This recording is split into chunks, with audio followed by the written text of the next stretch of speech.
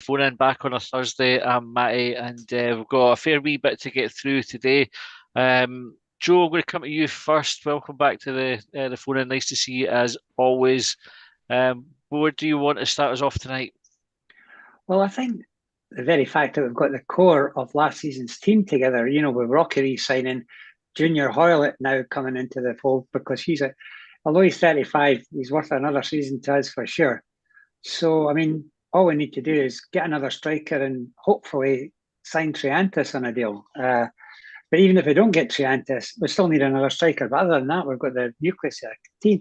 I was interested to see in the bounce game that Hibs had yesterday that Ellie Ewan started. I don't know whether whether they're trying to punt him or whether he's a serious contender to come back playing for us. But yeah, it's all positive stuff. What would you do with Ellie, Joe? I was speaking to my son about this last night, and he reckoned it might be like a better idea for Hibs to forget about trying to sell him and just writing off the any potential fee and getting the use out of him this season. And because he's an excellent player, so rather than try to find the money to replace him, bring him in and play him. 100% agree with your son. Clever laddie, that. Gets it for his mum. Yeah, but I mean, it's like having a new player. If you get Ali back and you get him firing on all cylinders, no question. I still think we need to buy another striker, though. Yeah. But other than that, now that Howitt's come back, we've nearly got the nucleus of the team, and that's including a squad that can cover Thursday, Sunday as well. Hopefully, for well into the season. Well, we'll stick on Ewan. Tracy, what would you do with Ewan? Would you be looking to realise the value or put him into the team? Oh, no, definitely. I'd want to keep him, definitely. Obviously, if a good offer comes in and it feels right for both the club and Ellie, then fair enough. There's still a lot of time in the transfer window, but I would rather have him because when he's firing all cylinders, like he's so effective in that team. And I know that he does love working under Dave, so I think he could get a lot out of him. Yeah, did you see the wee video Hibs put out with David mic'd up? Yeah, that was good. Yeah. I love those But videos. I think they're really good, them. I like them. I watched the one with O'Hora mic'd up first, and then the David Gray one, and I was mighty impressed with David Gray, I have to say. Yeah. Stephen, what about you? What would you do with Ellie? It's a £1,000,000 question, Matty. I think if we can get the Ellie, the Tynecastle Derby Ellie, I would absolutely keep him. I think the club's ran, or is now being ran financially well enough that we can get him to the end of his contract, and if he goes for free, that's football. That can sometimes happen. What fee we would get from with a year left to go, and with the lack of any real game time in the last 6 months or so, I'm not entirely sure. So I would be quite happy for Dave and the club to say, look, play out the last year of your contract, earn yourself a move elsewhere, or earn yourself a bigger contract here, because he's still got years and years on his side. But if we can get him back to the Ellie that we know we can get, I would absolutely keep him, 100%. It's a really it's an interesting one. Was that a proper carrot to dangle for a player, isn't it? Like, even if it's play hard out to January and see who comes in for you, or like you say, stick out to the end of the season and get a better move than you might do if somebody was having to buy you. Ian, what were you? Where do you stand on it? Ellie is just an option as far as I'm concerned. I don't think he'd be getting last season's team. So I think, like others, he'll make the matchday squad, but he'll find getting a start difficult. I never, saw him being consistent ever. He was exciting. He was always unpredictable. He could do something fabulous, but compared with last season's team, I don't think he would have got into it. Just based on his irregular performance levels. So. Ellie's it's just as an option to me. When I would have him in a 20 player matchday squad. I would have him there, but I wouldn't have him. It'd be a long time before he could earn a start, I think. I think that's fair enough. I think that's probably something that's followed Ellie about, isn't it? Like, one of the criticisms that we've seen him over the years is that he hasn't had that consistency. Joe, you raised the point about the keeping the nucleus of the squad together, and it's probably really only the players that we would have wanted to have kept. Nectar that we're still waiting on. Obviously, I think we would have kept Dwight Gale if he wanted to play on another year. We would have kept him. This was a sort of a stated aim of Malcolm Mackay's, was that it was to get to each window and only be bringing in a couple of players. So, is it only a couple of players left to bring in, do you think? I think now that we've re-signed Rocky and Junior, I think the answer to that is yes. I think the answer to that is yes, for sure. We're well covered in defence. We're well covered in midfield, as we discussed in last week's podcast. So it's really up front that we could do with probably 2 more players, I think, for injuries. We need another decent striker because, if Kieran Bowie gets injured, we're kind of dodgy in terms of what we've got. Although I would like to see some of the young laddies getting a chance. They've taken quite a few of the youngsters on this trip. And quite a few of them played yesterday, I think. Whether we've got anyone coming through, other than Rudy, who I think might be worth a place on the bench. But as it was discussed last week, it might be an idea to farm him out for a season. But because we don't have much strength and depth up front, I think we need to hang on to him just now. What would you do? So there was the Hibs Observer reported about David Gray kind of talking about Giannis and saying we won't wait forever, more or less. Like we know, or he knows we're interested, but we have other targets and we move on if we have to. If Giannis wasn't coming, you mentioned that we were quite well stocked in midfield. Would you be looking to get somebody else instead, or just leave the midfield as it is? I don't think so. I mean, we're awash with midfield players. If you think about, 2 of the players we signed, the guy that we signed 6 months ago, whose name I can't remember. Jimmy McGrath. McGrath. And the guy we got from Dundee, there's an extra 2 midfield players for a start. And then you've got Joe Newell coming back from his long-term injury. We've got a surfeit of midfield players and a lot of good midfield players in that. Yeah. But to me, it's the strongest squad. I think we said it last week as well. It's the strongest squad I've ever seen at Hibs. I just put the 20 names together just half an hour ago. And Bowie, Boyle, Caddens, both the Caddens, Campbell, like Potato, Hoilett, Ivale, Levitt, Manny, McGrath, Miller, Mulligan, Obita, Ora, Sillinger, Smith, Rocky, and Yuan. I deliberately put them in alphabetical order. And apart from that, you've got obviously Joe Newell outside that. I think Joe's point about giving the young people a chance, I think it's important. We just got to hope we can do that during the season, because obviously they've got Dean Cleland there, and Dean is, was the under 18 Player of the Year. So we certainly can't be looking to put out, to loan out these kind of players again. And I would prefer to see Meg Canayo be included as well. But Joe's right, we're well versed at the back and in midfield, and it's certainly the strongest squad I've seen Hibs have. And because of that, I assumed that when I was young, we always collapsed after Christmas and after a good start, and gradually we got earlier and earlier collapsing. And I can only think it was down to the strength of the squad, because there's no other logical reason for it. So I think the strength and depth that we've got just now is terrific. I agree with that. I'm just going to pick up a couple of the comments on YouTube. So Bob said, "Hi everyone. David Gray said earlier he's not waiting on Nectar forever. So do we think we'll see him in a Hibs shirt when the season starts?" Well, that's kind of just what we were talking about there. Kenny said, "Evening guys." Andrew said, "Hey everyone, early masterclass this season. Watch this space." Jane Sandy, "Evening bangers. Are you the famous 5 tonight?" Yes. Well, 5. I was going to say 6 including me, but not 5 including me. As kind of count. By the way, phenomenal news really, Pat Stanton stands. Ronnie said, "Good to see you bangers." And I think Ellie's a keeper. I think he's a forward, Ronnie. He's not a keeper. Jack C99 Vlog says, "Hello everyone." And Ian Toggle says, "Evening bangers." It says we have Annie and McGrath can fill the Chantis role. Let him go. I'll be Manny, not Annie. We have Manny and McGrath. It does say Annie. And McGrath can fill the Chantis role. Let him go. Loyalty to a player has to be both ways. And he says, "Yeah, not Annie, Manny." Tracy, would you expect to see Chantis back in a Hibs shirt next season? I'd like to, but we can't wait forever, and we've got a European campaign coming up. So either wants to be part of that or he doesn't. You know what I mean? We've got the chance to, I mean, okay, there's so many different kind of ways that can happen. We might fall into the Conference League or whatever, but we have got a good chance to still be in there. So, you know, I think, and he's going to play every week.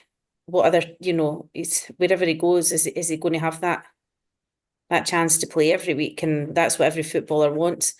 Maybe, and if maybe it is just down to money. If that's the only thing that's holding him back from signing a deal. What he'll need to do is wait till the last minute, pretend that he's wanting to go, and then sign for us and pretend he had big offers elsewhere. Because I think that's what players do these days, isn't it? Like Yeah, that seems to be pretend they never wanted to go. I think Tracy made a fair point there that he'd play every week, and Australia are going to the World Cup.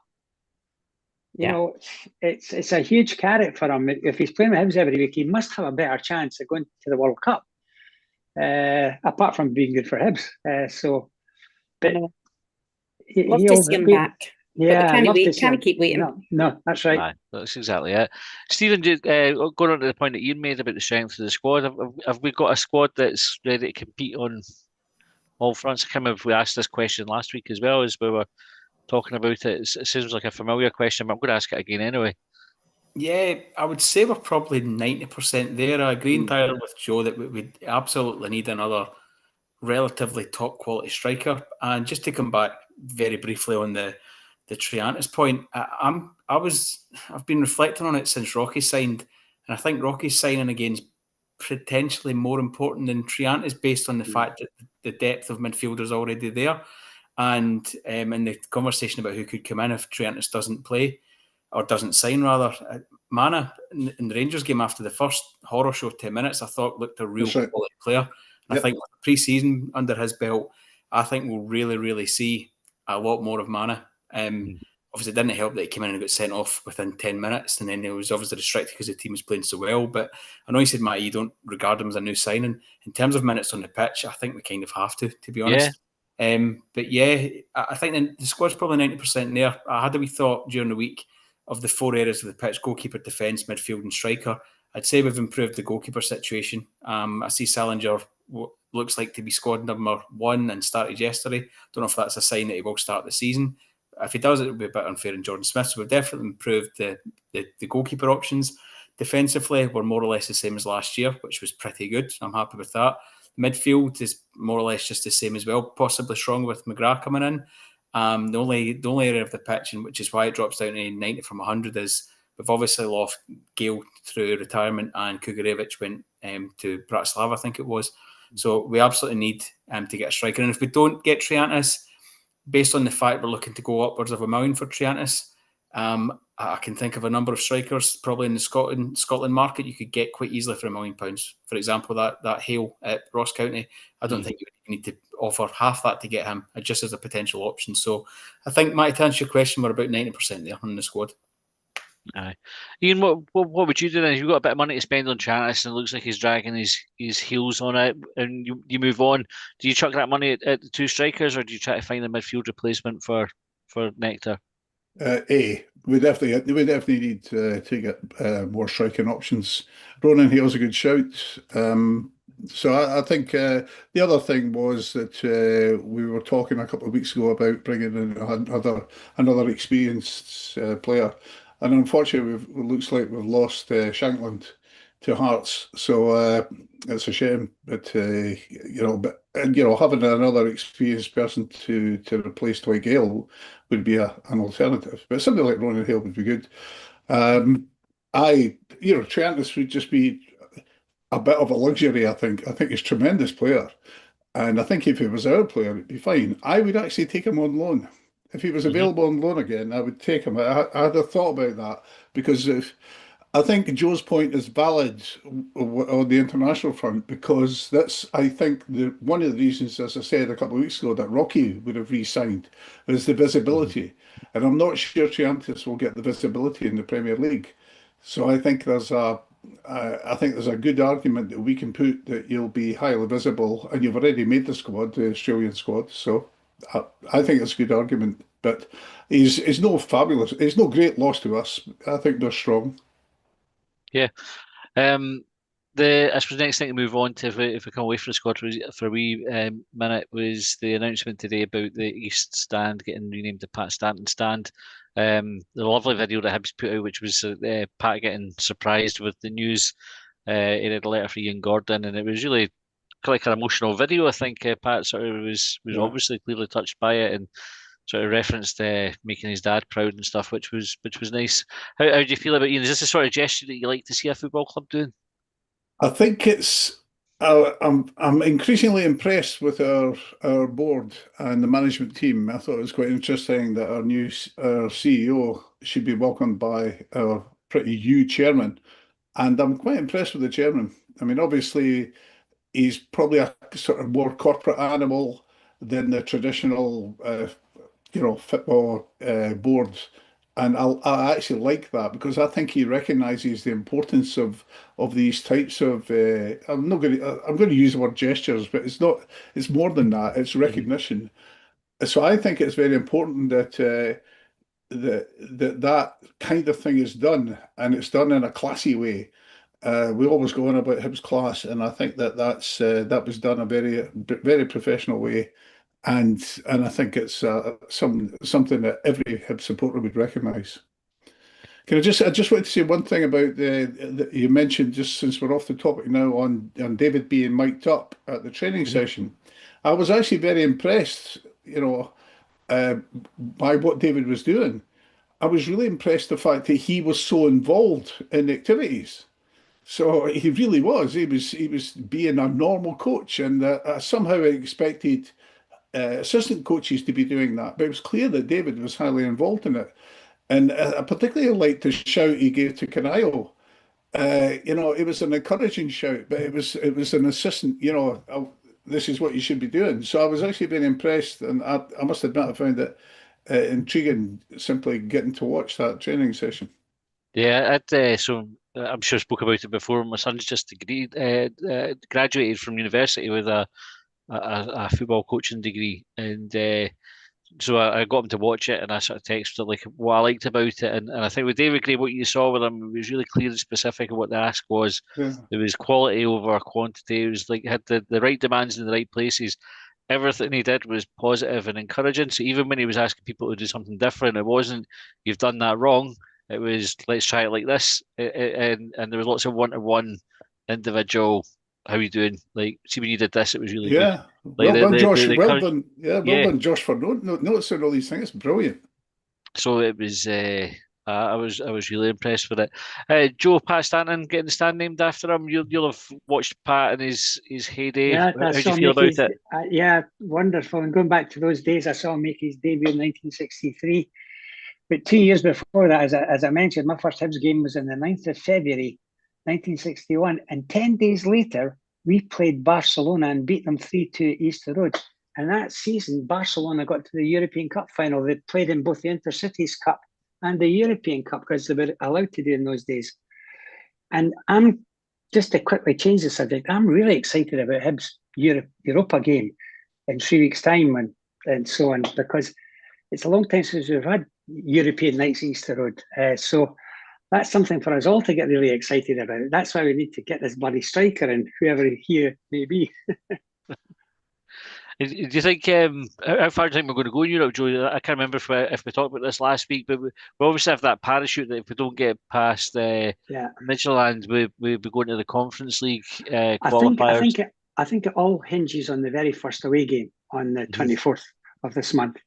If we can get a draw or a low-scoring defeat and then bring them back to Easter Road on the 31st, if we can get past that, then every chance we could, we're really close to getting into the Europa League stages. There's 2 ties to go still rather than 3, though. But that's deemed to be a hard tie. So, I'm excited about Europe. And I think we could go all the way into the Europa League. We've got a squad that team had great success, know each other, etc., barring the loss of Triantis, but the addition of a better centre forward than what we've lost in Miko, for instance. I think, it's looking really good for Hibs. I think the encouraging thing is the team's hit a standard. Like we've not changed it too much. So we've got a team that was winning a lot of games. Mm. They're used to it now, and they're used to the pressure of having to win the next game. It bodes well for it. Tracy, just going to bring it back to Pat Stanton for a moment. I'll just get your and Stephen's views on it as well. You'll have met Pat loads of times as well, and this will be a proud day for him. Yeah, just so chuffed for him. Like, I used to love it when he'd come in the training centre and you'd sit and I'd be like, Christ, I'm gonna have to go back and do some work because like he could tell you all these stories. But no, just so chuffed for him when he was saying, "Oh, I wish my dad was here," and I'm thinking, God, my dad would have loved this moment, him getting the stand, like Pat Stanton getting the stand named after him, and because like he'd watched them Hibs since even the famous five, so he loved Pat Stanton. And it's just the video was so emotional. I feel the club's kind of getting back to basics again and like actually understanding more what the club means to people. Like even the sponsorship prices have come down as well, which is more accessible for the ordinary fan. At $2.5 grand, it's just that's for businesses. But I feel we're starting to kind of claw our way back to what's important. Well, what do you think is behind that, like Jason? Like how you've obviously seen that dial shift, and you've been quite vocal about it before about that sort of losing that connection with the club. So is this you feeling like it's the tide's turned there, and you're feeling more connected to the club? Yeah, I feel that it's starting to get that way.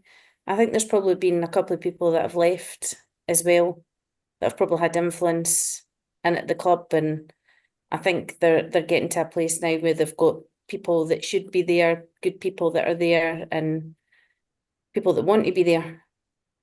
And I think it all starts at the top. I think we've had a little bit of a reshuffle on the board.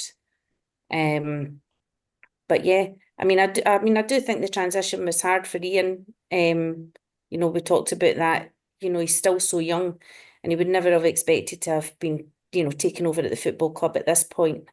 He would never have expected that to be the case. He was never very good with the public speaking and being the face of Hibs kind of thing. But I think he's really starting to grow into that now as well. And it's probably just taken a little bit of time and a few lessons learned. And so, yeah, I think we're getting to a better place again.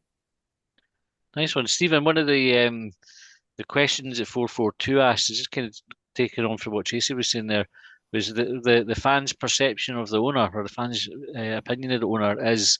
Then you sort of carry on the sentence. How do you think Ian Gordon's viewed by the fans now? I'd probably say the admission that he got things wrong. For me, that went a long way. Admitting that you've made a mistake is probably more than half the way to solving the problem in the first place. And the fact he came out and said that, and then took a step back from the mistakes he had made in the role that he was in when he made the mistakes, I think says probably quite a lot about the man, to be honest. If he's willing to admit mistakes and then take a step back from the position that he held in making them, it shows that he's willing to learn from the mistakes. And obviously, I can't remember exactly what role he was in when his dad passed, but he had to then deal with that and then step up to a role that was potentially marked for him years into the future, well ahead of time. So he's doing all the right things to get the fans back on board. He's listening to the fans. He's, as Tracy says, he's reducing the opportunities, or he's reducing the cost for the opportunities for local businesses to be involved with the club. And ultimately, I said this months back, Matty, when I think we were talking about young players and the academy and things like that. The club is a part of the community. I worked in Leith for a short period of time, and there was a link between the job centre and the club when I was there, and absolutely that the club has to be a part of the community, and having a chairman that recognises things like that can only be good moving forward. Definitely, it's a big turnaround, because I think you remember the days where he was, not announced as the head of recruitment. Kind of sneaked under the radar, and there was loads of criticism there, and the recruitment wasn't great for a long time, and there was a lot of negativity towards the Gordons. But I do think, I think we've seen it change, and I don't know how close anybody's here is to it, but there was news about some more investment this week. Was anybody close to that? Okay.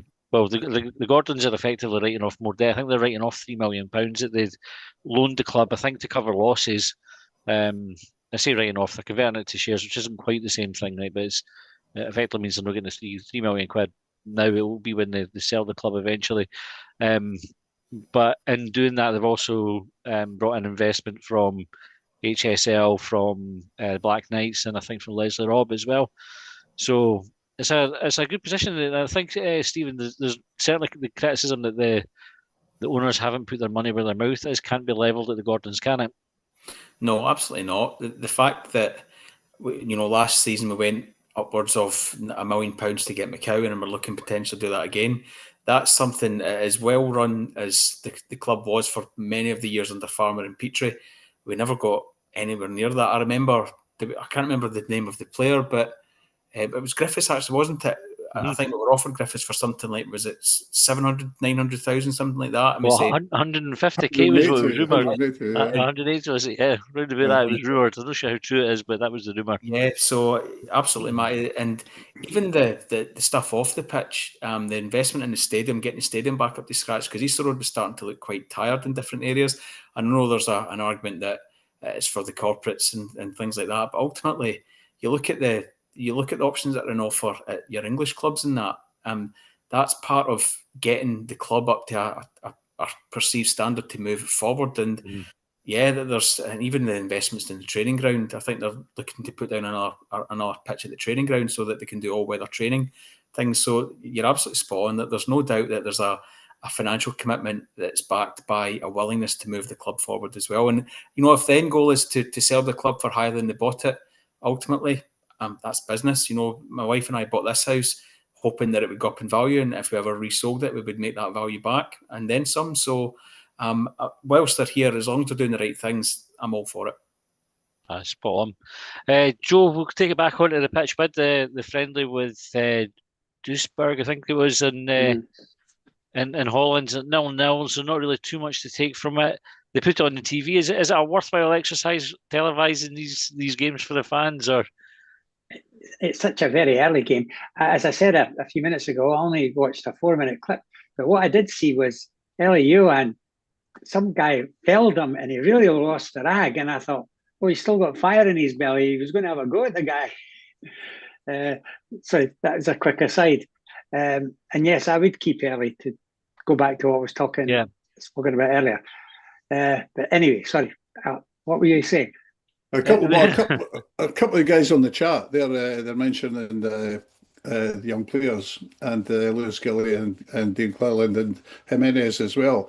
But it'll be interesting to see who we play against Ajax, because obviously I presume Ajax are going to play their weaker team against us in the way that we played the less experienced team against Work. So, but it'd be quite interesting to see if we see Jimenez and Cleland and Lewis Gilly again, I agree, and it was interesting that we started with so many of the young players. Do you think that was a sort of nod to who sort of indirectly who the starting 11 will be on Saturday? Like, there's obviously like a natural inclination to rotate in the pre-season games anyway, because you need to get minutes into all the players. But doing it in the order that they did against the sort of lesser opposition, and then I actually think the team starting on Saturday will be much stronger. Yeah, that's right. I think it will be, but I think it definitely is a tremendous incentive for the youngsters, and it's also an incentive for the youngsters that are not on the training camp. So I think it sends all the right signals, but it will be interesting to see if Ajax do the same. Yeah, Tracy, this is like the pre-season is a great opportunity for the young players to go and make a mark and impress the manager. I think from memory, Rory Whittaker got in the team because Montgomery brought him in for to help with training, and he did well in training. And then all of a sudden, found himself in the first team for a bit. So, are there any of the young players there just now that you think might be tapping on David Gray's door for a first team squad start when the season kicks off? I think who's all gone over it. I've missed so much because I've been down south so much and running a bit like a blue arse fly. But is Dean Cleland over? Yeah, Cleland was over. I thought I'd seen that he was over on Saturday. Yeah, yeah. I think I mean, Lewis Gilly's over. I think the McIntyres and the Yeah. Laddie McGrath as well is over. Yeah, no, I mean they've got every chance. I think we just need to mix it up, a little bit of youth and the team that play against Ajax. Because I mean, at the end of the day, pre-season's there for everybody. Just to get a little bit of fitness and after their holidays and whatnot. But yeah, there seemed to be kind of a meltdown about the friendly, Do you think I never saw about how much of that? friendly it was. Oh, I mean, I think the Germans took it like they were a bit seriously, didn't they? There were a lot of Yeah, argy-bargy in the game. I didn't mind a bit of that in a friendly. Like it kind of keeps everybody on their toes. Otherwise, it just is. exactly. It's like a It's, glorified training session, isn't it? But I I suppose know. that's what it is.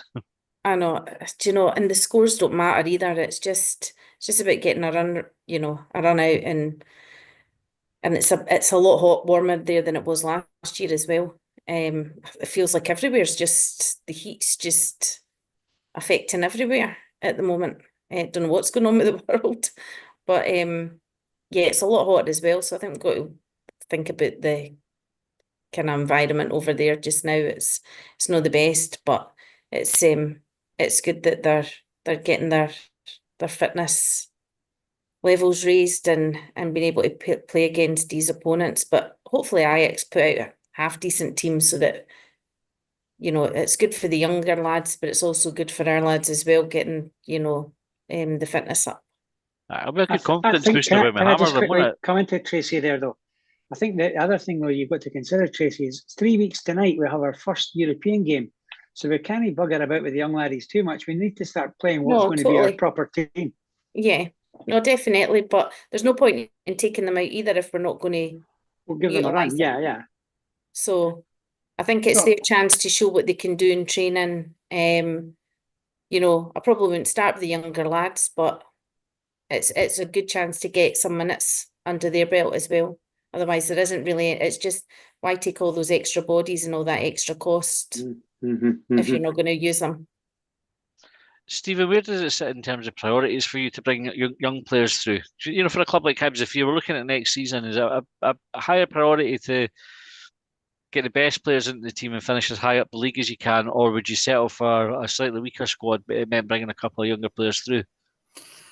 It's a brilliant question, Matty. It's almost heart over head, isn't it? I would love to see. I was 16, 17 when the class of 03, 04 were coming through. So I saw, obviously, Whittaker, Brown, Fletcher, Thompson, all these sorts of players. So I've always had a notion to want the youth to get the chance. At the same time, it goes back to something Walter Smith said when he was Rangers manager. It can't just be a token gesture. They have to be good enough. And clearly the academy is doing something right with the number of players that went down south in the last 18 months or so. But with the level of quality that's in the squad just now, I really, really do fear that the pathway for progression is probably starting to get a little bit more limited. I would have thought with the expansion to whatever it is, a matchday squad of 19 or 20, whatever it was, you'd maybe be able to blood some in through that method. But nowadays, squads operate at a 20, 21 kind of level anyway in terms of numbers. So that limits the chances even further. But if they're good enough, if they're good enough, they're old enough. And if the players are showing to David in the background team that they are good enough, then they may end up getting the squad, Matty. It's all about them taking any chances that they do get and showing behind the scenes that they are good enough to get into that squad. So I would absolutely love the club to be blooding these youngsters. Certainly not just as a token gesture, but they have to be good enough and it has to be right for keeping the football progression moving forward. Ronnie in the YouTube comments is the thing is if youngsters don't see a pathway, they'll head south. It looks like we have lost a few. I think that we can't compete with the money down south as well. Ian, you've always been kind of quite passionate about the pathway for young players as well. How do you feel about it at the moment? Well, it's a job. It's a job of the club to develop young players. It always has been. It always has been the football team. I noticed that Donald Shaw on the chat is referring to. He was obviously at school with Jimmy O'Rourke, and he's indicating he was a fan of Jimmy O'Rourke's legs. Because Joel reminded us started playing when he was 16, so he was good enough. Now, if Hibs had had a more experienced player that was better than Jimmy Rook, would have been right that Jimmy was kept out of the team. I think again, we probably at that time did not have a strong enough squad to keep Jimmy out the team. So Jimmy was an exceptional player, and Pat. Whenever you hear Pat talking about him, he always talks about Jimmy as being the best player. And I would agree with that. I was a massive fan of Jimmy, but the club have a strategy for the introduction of young players over the season. It absolutely has to. We have to use the young players, even if it means at the moment we've obviously got Lewis Miller and we've got Chris Cadden, and they're playing on the same side. So where's Kanaya Megwa fit in? Okay, so Kanaya is a great player. I mean, as far as I'm concerned, he's now experienced enough. We shouldn't be sending him out on loan. So I think that should apply to. We should be trying to get them into the 20-day squad, 20-person squad. And I think we have to find a way of doing that. There should be a strategy so as we don't piss about with it, so as you don't make ad hoc decisions. We need a strategy. And at the other end of the spectrum, on Tuesday we announced Junior Hoilett had re-signed at the club. There'll be announcement videos of him wheeling his gear into the training camp, and then they did interviews and all the rest of it. So he was probably played a bigger part last season than we thought he might. Ian, are you happy to see him back? Oh, very much. He doesn't play the whole 90 minutes. He is inventive. He fits in with the team. He anticipates, and he's got all the tricks that a very experienced professional has. So I'm delighted to see him back. As usual, how do you fit him in? To me, he would start in certain games. It's very important, and I think I mentioned this before. I think it was either Hibs Observer or Down the Slope that we're talking about their starting team. That's not the way David Gray thinks. It's like, who do we play against the team, against the opposition? And so Hoilett will be a starter in some of the games. In other games, he'll come on and give us a cameo performance. It will be interesting who we play against Midtjylland. It really will be interesting. That'll be very telling, because there you would want to go with experience. They've got a very, very young team, Midtjylland. So and it's great to see we're now getting 1,000 tickets. So Midtjylland got a very young team, so that has to be taken into account. I think the 1,000 tickets are now all spoken for as well. We sold out. I'm sure I'd seen a message for Kieran Power on Twitter earlier that said that the 1,000 had Oh, gone. that's excellent. I mean, certainly, I was sitting in Georgia Forthbridge Library, and suddenly I got a message, and it was at 11:59. It was put out that tickets go on sale at noon. So I got my ticket like 3.5 minutes later. But the reception in the library was so bad that I couldn't actually get through. So I thought, I'm not going to get my ticket, but I managed to get my ticket. I'm glad you got one. Yeah. Tracy Junior coming back, he was a player that was invaluable when we needed to see games out last season. Like he along with Dwight Gale, I think they used their experience to really help, what's the phrase, manage the game. How happy or otherwise are you about Junior coming back? Yeah, no, I was glad to see him coming back. Just like Ian says, he's not going to play 90 minutes. We'll either start him or we'll bring him on in games, but Dave will know how to get the best out of him and when we need to use him. But I just think his experience is effective on and off the pitch, and he seemed to be well liked in the dressing room as well. So I think, we probably don't really look at the kind of off the pitch stuff, but it's so valuable, and for someone like him, all that experience is it's fantastic. So I think we're trying to get the right balance in the squad, and he certainly brings that. The off the field stuff you mentioned there, Hoilett was one of the players kind of quoted as having a really positive influence in the team when things were bad last season, and was credited with a big part in the turnaround, or not turnaround. Sorry, Ian, the change in results. How important is it that Hibs kind of have that core of good characters and experienced characters to lead the rest of the group? Oh yes, it's so needed. I mean, you've got people like Joe, and okay, he didn't play a lot last season, but he's an effective captain, whether he's playing or not. and people like him, Cadden, that's been around Hibs for a while now, Chris, obviously. But just having that experience and having those people with voices as well. And I mean, for the younger ones coming through as well, I mean, just to have these guys in that dressing room is just unbelievable. But you need the good characters. You know, you can't have bad eggs in there because it can just completely, you know, throw things off. And but I think we've got a really good balance. I think we've got really good characters in there. And as I say, for the younger ones coming through, I mean, to have guys like that to look up to is just fantastic. And Joe, you mentioned Hoilett right at the start of the episode. What do you think? Well, I think it's a fantastic thing because apart from his ability, and it's phenomenal, it's the effect he has in the dressing room on the younger players. And he's clearly made himself a bit of a father figure and a shoulder to lean on. And having that experience in the dressing room is something money can't buy. It's terrific. Can I just hark back to something that was said earlier? I think it might have been Ian. Somebody said the new goalie's been given the number 1 shirt. Yes, I think Stephen said that, yeah. I think that's really a shame for Jordan Smith if that's the case. And you know what happened when we gave Bursick the number 1 shirt last season? He was crap. I don't know how much players bother about it these days. You know, there's like some players will be like sort of stuck on having a number, like a superstition thing. But I think that in the old days when it was like a 1 to 11, that had more weight to it than it does now, I think. And with most numbers, yes, but there's only one goalie.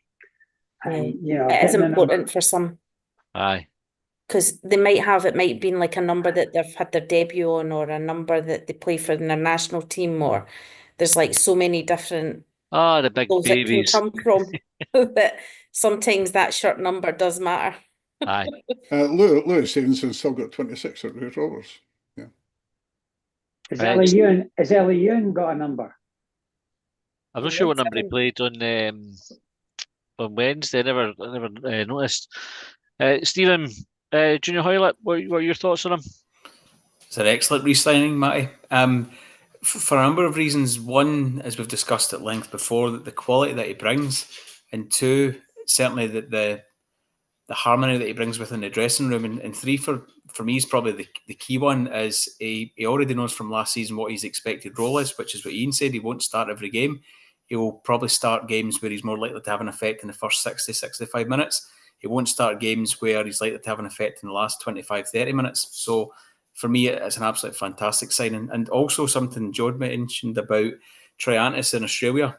Canada are co-hosting the World Cup next year, and I believe they've already qualified. So he was still, I had to quickly check Wikipedia there, and he was provisionally named in the Copa 24 squad last year, but had to pull out through injury, and he was still playing for Canada up to last year as well. So he may still have aspirations to play the World Cup next year, and he's obviously identified us another year at Hibs as an excellent chance to show what he's got to get into that squad. I was going to say to make the plane, even though it's a home World Cup, but obviously we need to make the plane because there's no way he's walking to Canada from here. So if he's got that carrot, so even the Proclaimers would do that.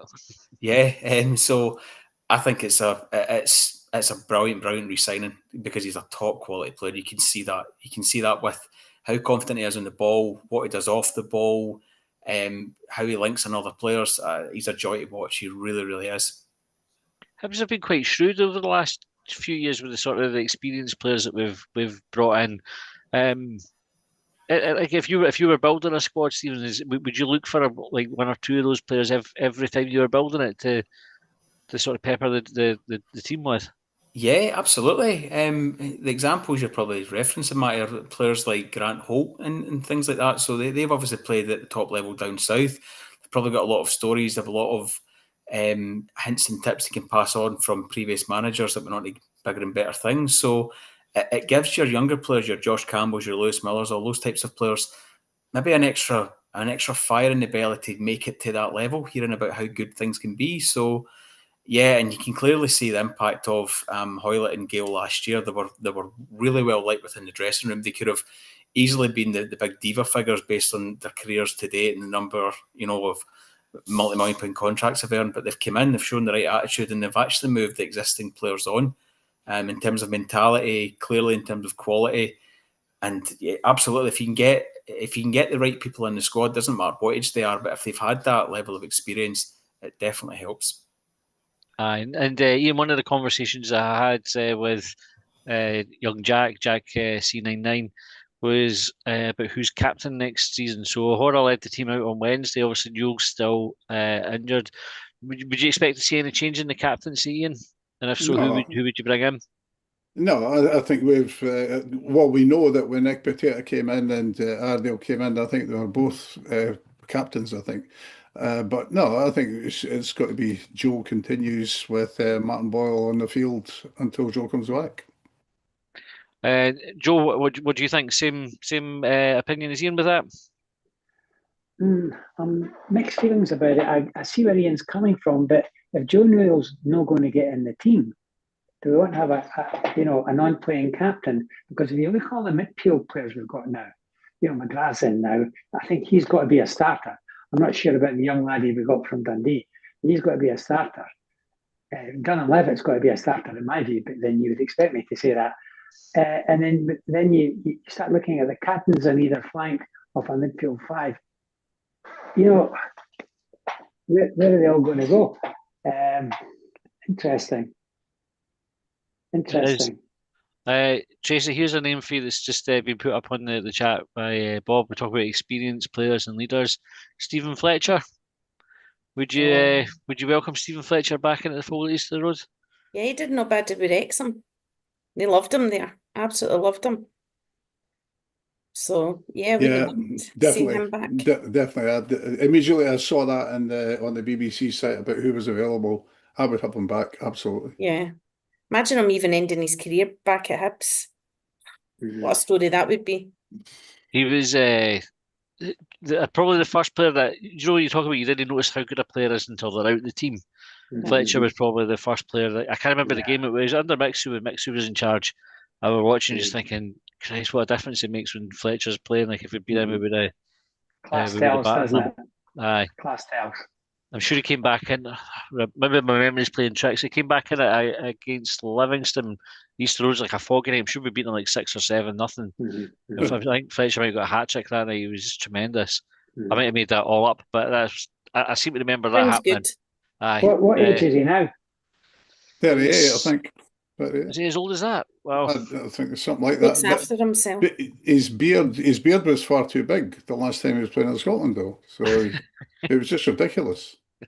He's got a nice ponytail now as well.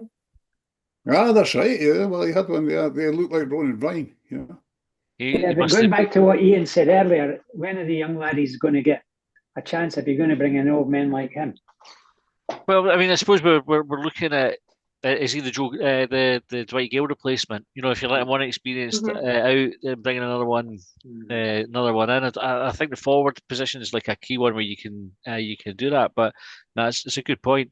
Okay, just we'll start to wrap up. One of the questions that I had was obviously Pat Stanton's getting the stand named after him.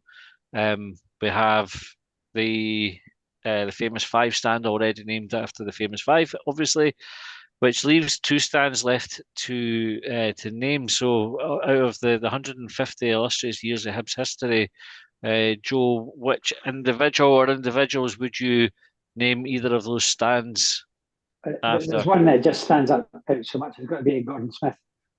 Gordon Smith? He's got to be about the greatest ever Ivy. I mean, I what think other my player? old man would agree with you with that. He loved Gordon Smith. But never mind our ages, your old man and I, because we're a similar age. I think I'm 6 months older than him.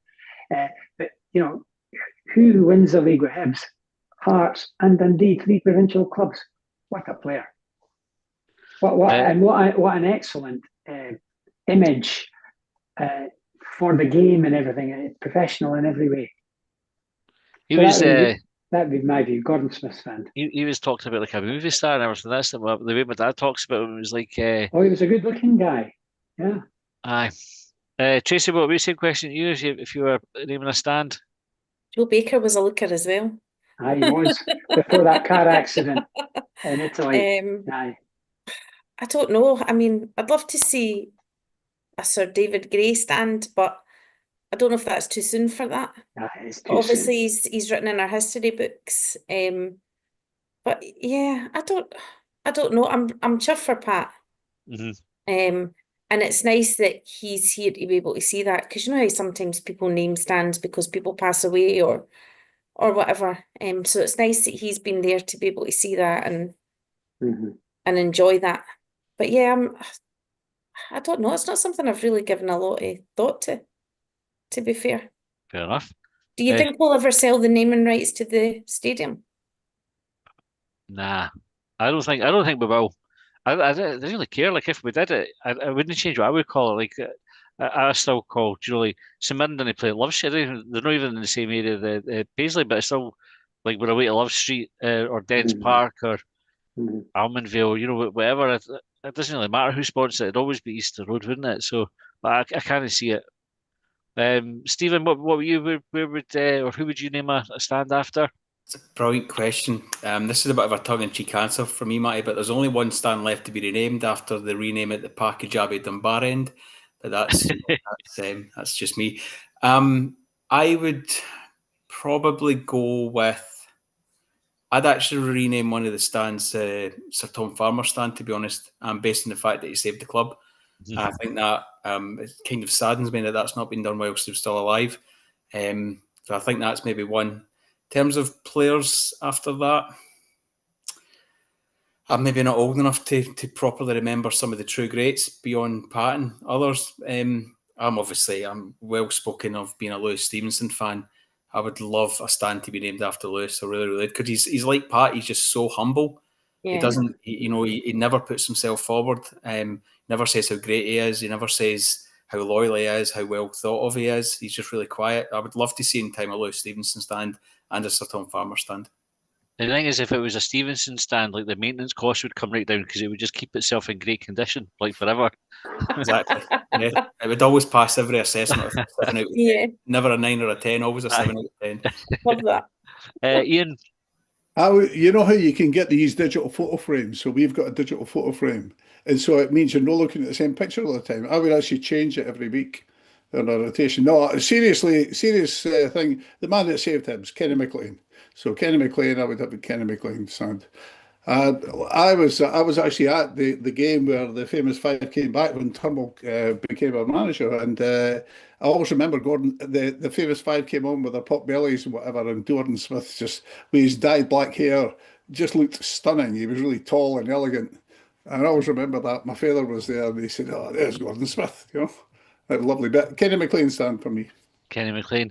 We've got a few shouts on the comments. Green Tea said Sir Tom stand. Kenny Whitson says Tom Farmer and away in Joom. Ronnie says the Cannon Edward Joseph Hannon stand. Ian says the Triantis Terrace. We've got James Connolly, Sir Tom. Eddie Turnbull for David Granules as well as another candidate for this stand. I would, if I was playing for it, I probably would have said Sir Tom Farmer as well. But you never know. In time, we'll get a big long banger stand. We'll get the away end. Right, we will choose there to wrap up. Tracy, just before we go, do you want to give your podcast a wee shout for folk that might be interested in listening to it? I will do. It's a football podcast, not generally a Hibs podcast. Hosting with my friend Debs. Anyone who knows Debs Anderson, she used to cater for the lads on the away buses. She loves a swear word, so if you're offended by swearing, it is not for you. But it's called Your Picture Mine, and it's on YouTube and Spotify. So if you don't want to see my face again, listen to it on Spotify.